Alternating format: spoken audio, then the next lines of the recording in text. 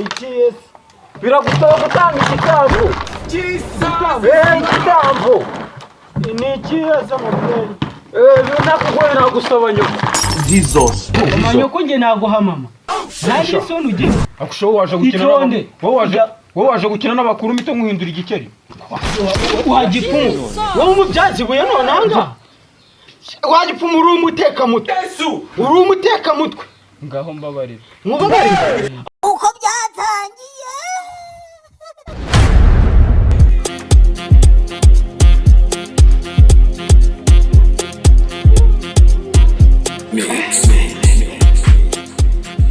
Mada.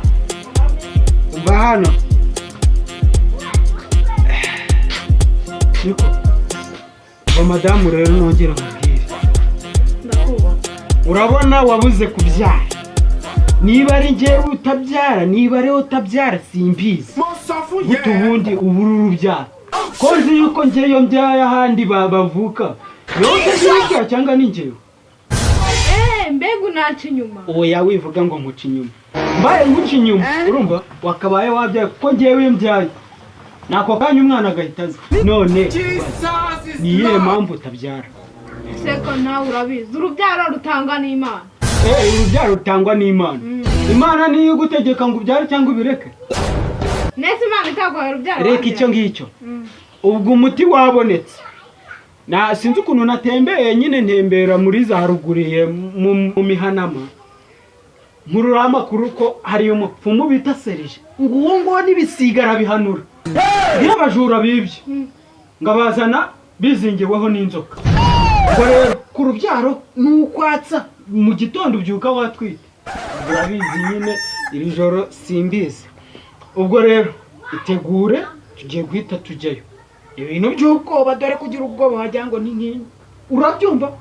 Ndabyumva. Okay, itegure ntaribi nanjye reka nze ndebe ko nategura umubiri.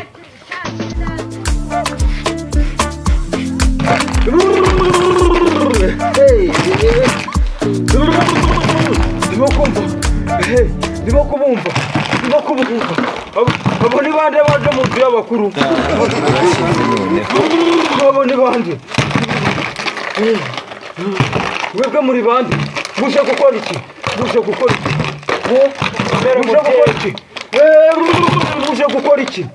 Muje gukora iki? Twari tuje kubaza. Muze kubaza iki? Muje kubaza iki? Twabuze urubyaro. Mwabuze urubyaro? Umugore wanjye umugore wawe ndagira bikanga nyine.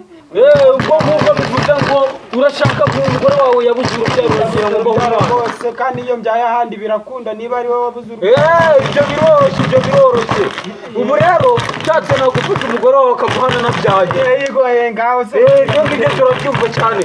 Gusa rero hari ikintu bisaba. Ikiye biragusaba gutanga igitambo. Igitambo ni ikiye samubyeyi. Nakugoye nagusaba nyoko. Jesus. Amanyoko nge naguha mama.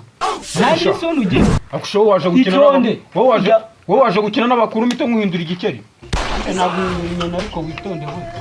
Wavumbara. Ushobora kuhita nkuhindura igikeri. Ako nuri umutekamutwe. Ndi umutekamutwe. Iki kigorgera. Wowe ukina n'abakuru. Komeza rwose. Nakugira igikeri. Mu kanya ndakugira imbeba. Nari ncitse. Wowe kano kagaruka nkagira imbeba uhita ubibona. Babarire nagazonye. Cyangwa umugore wawe mugira isazi imite mu mizi. Mugira isazi. Oya rwose oya. Ubwo rero niba utari gukina n'abakuru kugira ngo bigende neza ugomba kumpa inka. Yesu we. Inka ntayo mfite. Ko ndi kumva abakuru bari kuyinyereka. Birashize noneho. Iri mu kiraro. Iyi nka nyine iri mu kiraro ko ntayo mfite ko ndi kumwe n'umugore wanjye nawe. Hari iyindi nkubona iri mu kiraro.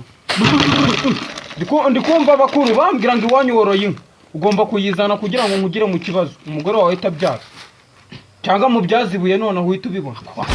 Wagipfumu. Wowe umubyazibuye nonanga. Wagipfumu uri umutekamutwe. Uri umutekamutwe. Ngaho mbabarira. Mubabarire. Aho kugira ngo nkubabarire. Nakubabarira wageze kuzimu. Oya nyine urumva. mbabarira rwose ni inzara n'inzara iyo nzara burya wayirira kuzimu ibyo byari inzara ntabwo ni ubuvumo